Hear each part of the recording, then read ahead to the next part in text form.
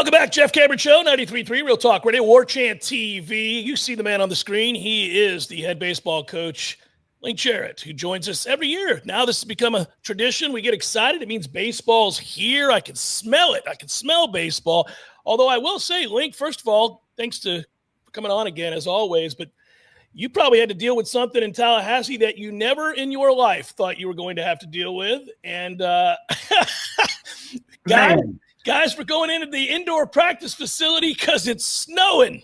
Yeah, Mike, Coach Norvell is so generous with allowing us to work in there. And Titus Queen and Bruce Warwick, that whole group, we were in trouble, Jeff, man. We were in trouble. I mean, to walk out here and look at, I don't know what it was, 3 inches of snow. And when you get the precip, which, I spent several years dealing with it, you get a mixture of things. And I think in that event here in town, we got a little bit of everything. So the layers of it were tough to get off the tarp. It took 4 days after the event to actually start to see some of the snow and ice melt in the first base area, which never gets any sun until you get into maybe mid to late March. The sun just sits lower behind the stadium a little bit, so you don't get any sun. So we chipped it away, and slowly as the temperatures rose, we got that crap out of there. And now, is this teasing us, man? Buddy. We practiced last night, and it was 74 degrees, and guys are out there running around. We want to get under the lights, and I got home, and I told Jen, I'm like, what's coming? What's coming? There's no way. There's got to be another, polar vortex about to hit us, right? You know it.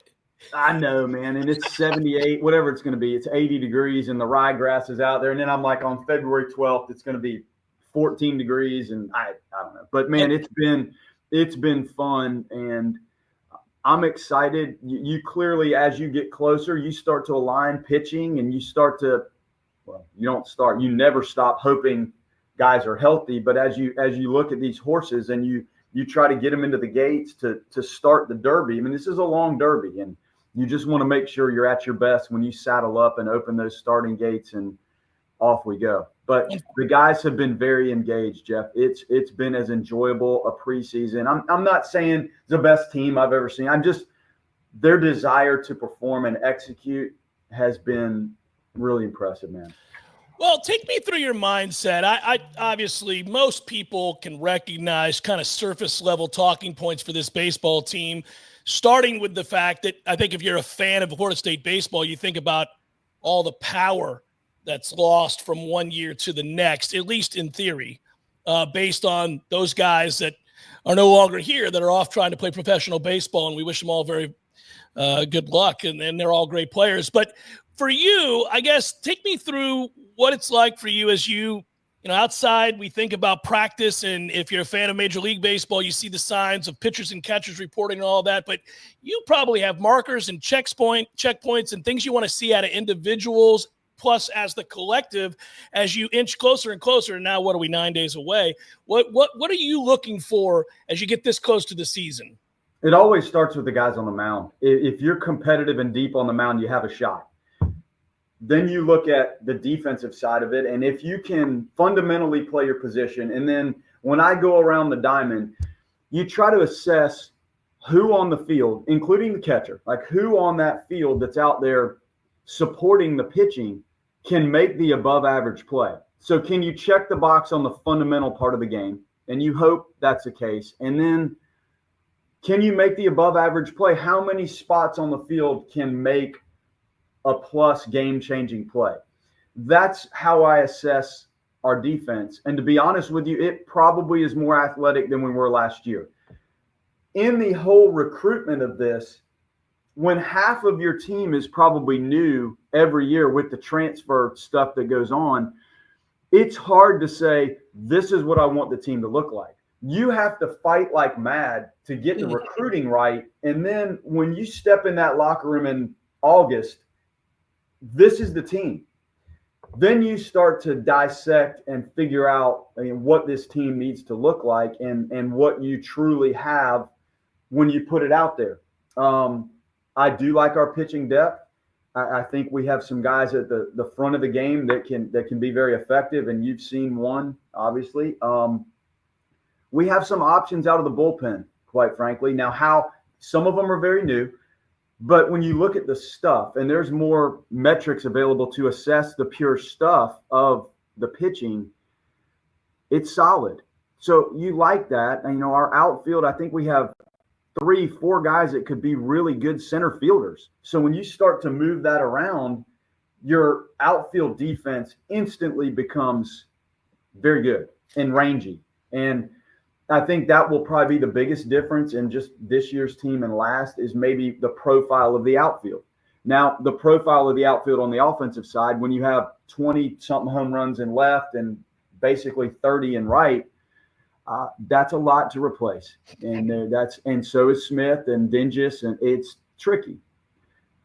But the replacement and the adjustment that you have to make with the personnel can still lead to hard-nosed, tough, good baseball. And it may be a different look at times. I think the defensive piece has to be a strength of ours. I think the pitching depth, like I said, is a little more thorough. And then offensively, you have to figure it out. Like the run game needs to be in play a little bit more. The ability to first to third and first to score, and maybe some guys that have some more just raw get up and go speed.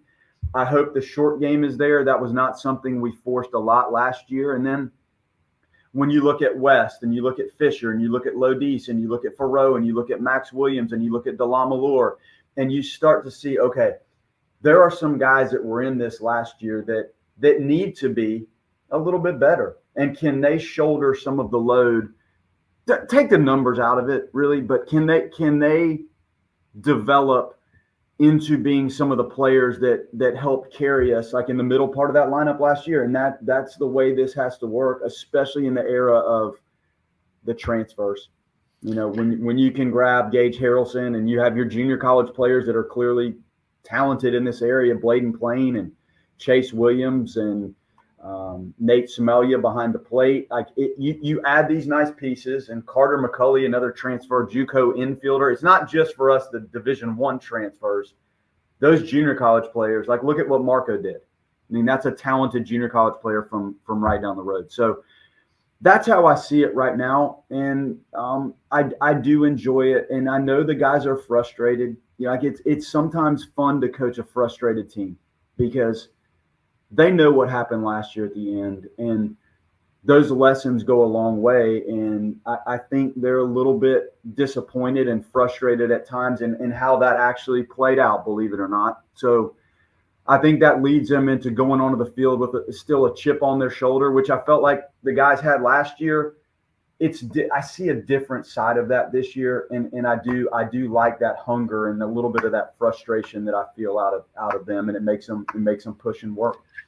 So you mentioned, Link, I want to circle back to something you stressed at the beginning of this overview that you just gave, and you were talking about, on the base paths. And I was doing some research this morning knowing I was going to get a chance to talk to you. Last year, I think you guys stole 68 bases in 78 attempts. Should we expect a lot more than that this year? Jeff, we need more than that. So you can expect it. Now we have to execute it. I think my biggest concerns overall are the guys that do have a good run capability. Are they ready to make really good run decisions? The acquisition rate last year, 68 of 78, is really high.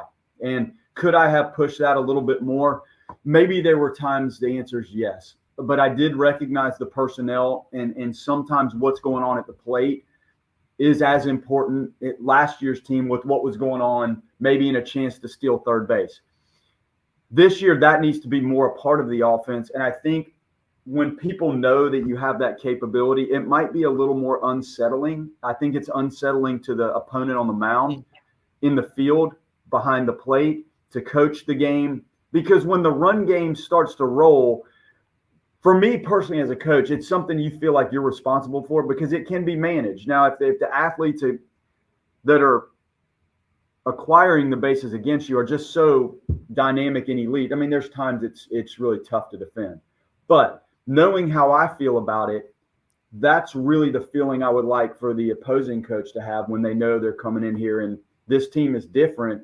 But that entity of speed and run, and hopefully the decision-making of it, allows it to be more prevalent, but equally as effective. I think the 80% or more rate of acquisition is what you want. If your rate of acquisition is low, you can run all you want. You're essentially probably causing more harm than the value of what you do acquire. And then my other side offensively along those lines would be, can our left-handed power bats? Can they deliver a quality enough at bat so the power plays? The difference between James Tibbs last year and Cam Smith and Ferrer, they got a lot. The physical part, yes. And I think all of the kids that are in that 19, 20, 21, there is that physical maturation. And Jamie Burleson, the development physically of the guys, I haven't seen anything like that. Okay, so let's check that box.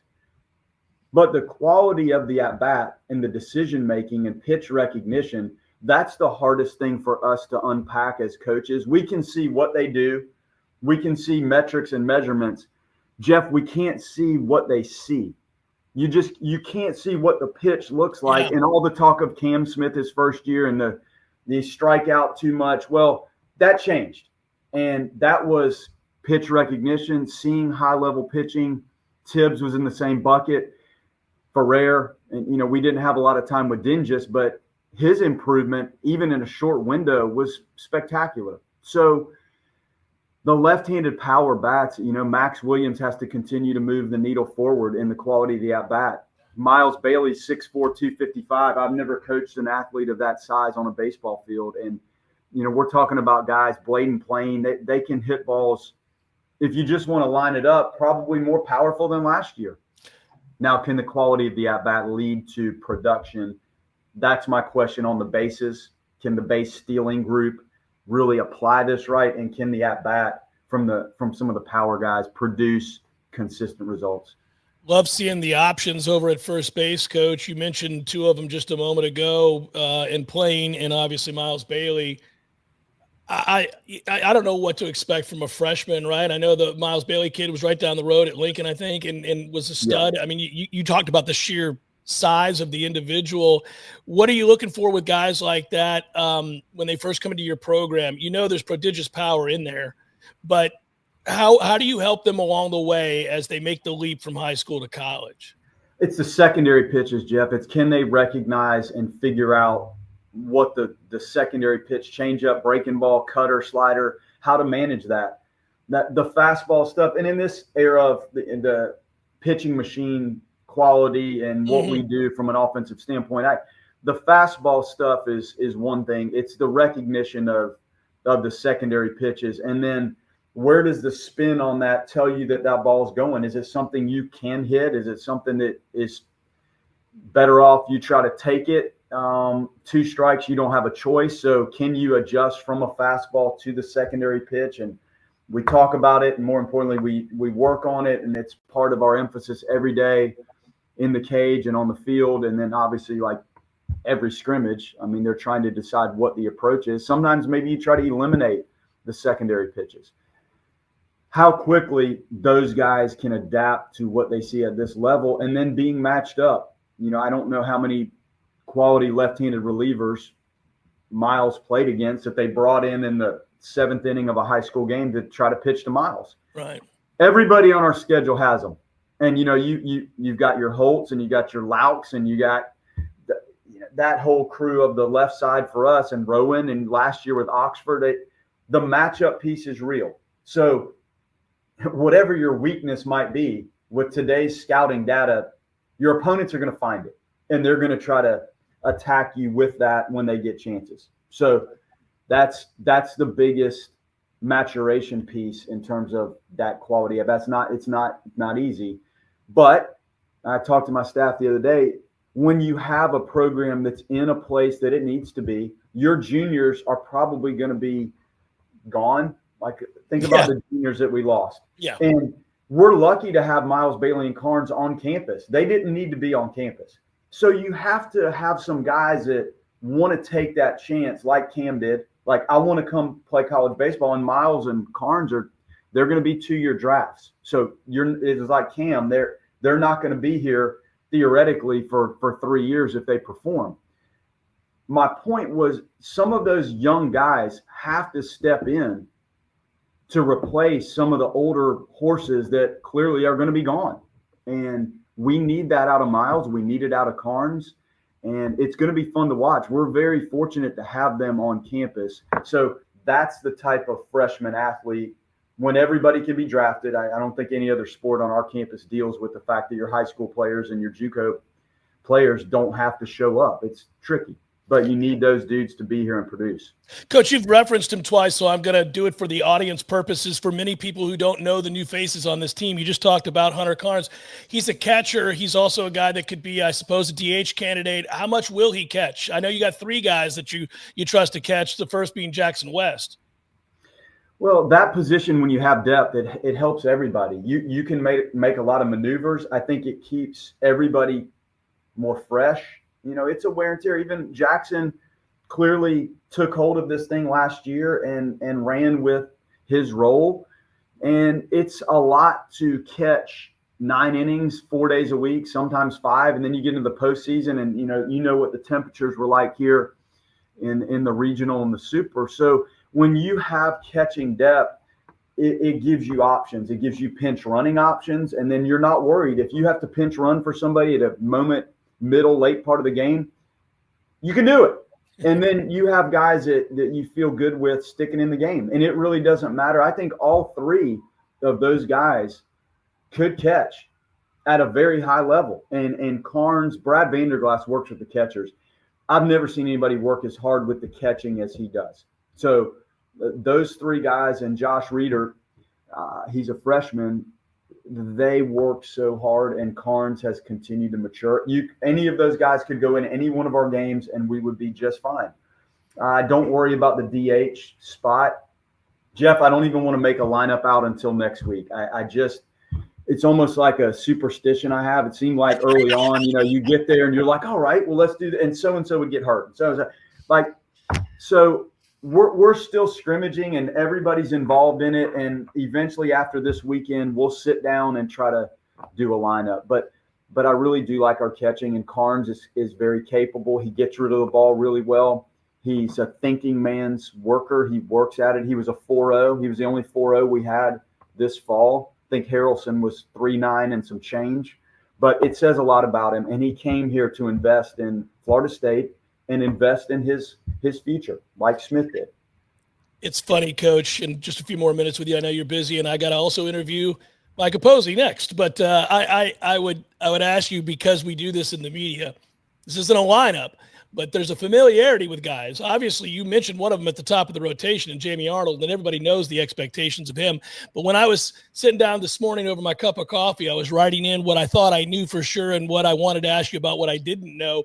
But I started thinking, well, okay, we know low decent shortstop, and you can stop me at any time and say you're wrong.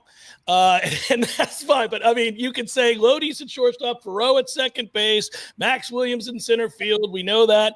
I guessed Cal Fisher at third base. I know you have options, so I'm not pinning you down.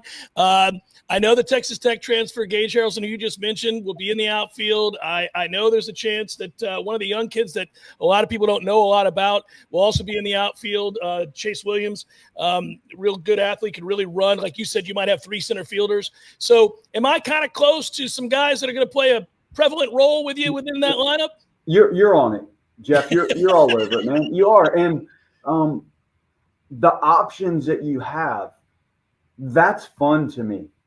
Because the depth of it and the moves and keeping everybody sharp and crisp and on their toes, it's deep. I mean, there have been so many guys that have really performed in the fall and in the preseason. So you're on it. We do have good depth. We do. Yeah. Carter McCulley, any infield position. Fisher could play any infield position. It's fun to have that kind of mobility. It makes your practices competitive. And it gives you so many options if you need to make moves mid-game, late game. It's fun to have. And I do feel the same way on the mound. Like, we're starting to align things to get into this weekend. It's really your last weekend. And, Jamie will throw on Friday in the scrimmage, and Bellini will throw Saturday, and Mendez will throw Sunday. And we start to try to align some of their workout stuff and arm care. There's a lot that goes into getting to the mound. So the sooner we can start to align it, the better off.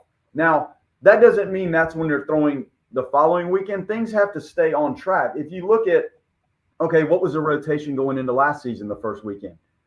Just what was Leiter and Arnold? And I don't remember who. I can't remember who we – think about what it was in the middle of the year, and then think about it what it was in the Super Regional. So you have to start to line things up for their work, but that doesn't mean that's how it's going to stay, and we all know that. But you do have to try to start to get things in order, and then we still have 3 or 4 guys that are in a starting ramp-up role.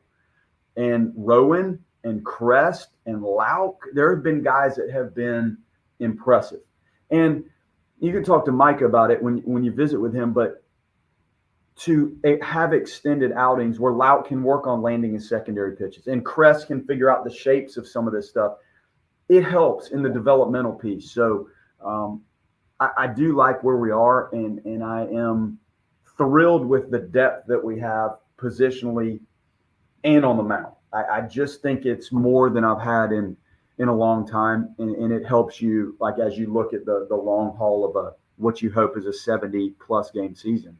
It's a good problem to have, but I'm secretly rooting for one of the righties to win a spot in the rotation so I don't have to hear Eric Llewellyn tell me about the Tampa Jesuit trio over and over and over again.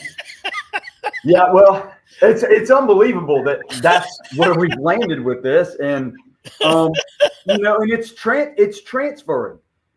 And I think our best recruiters are probably our own players, and just in how they present themselves and how they go about their business and their relationships. I think it goes a long way when people do have transfer opportunities and they know players in programs.